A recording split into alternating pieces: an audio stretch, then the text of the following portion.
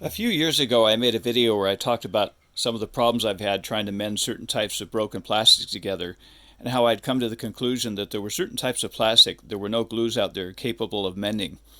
Well, my solution to try to solve the problem was to heat up staples that I bend into a shape like this, heat them up with my torch, and if there was a crack, I'd push the staple into the plastic, and then I'd put glue on top of that, and it seemed to provide a lot of support.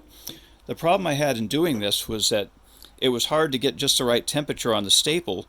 What would end up happening was I'd either overheat it and it would go too far into the plastic, or I wouldn't heat it up enough, and I'd find myself using my soldering iron to try to push it in a little further. Well, the other day I happened to be out at a garage sale, and I encountered this device here called a hot stapler, and as soon as I saw the end of this thing, I knew exactly what it had to be for.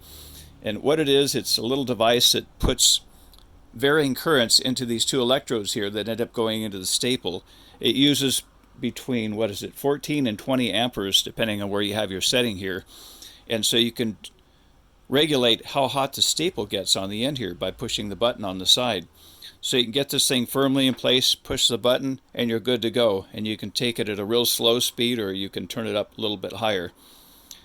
Anyway, I just thought it was such a great idea that I had to share it with other people.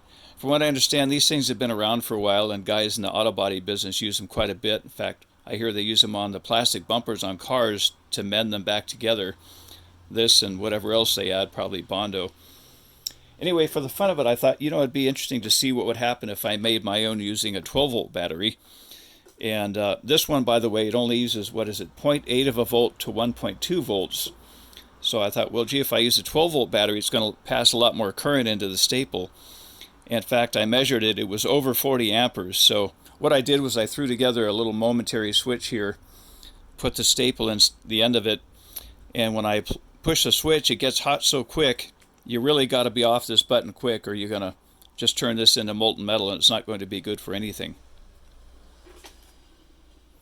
Anyway, when you use this thing, when you pull it away from the plastic after you're done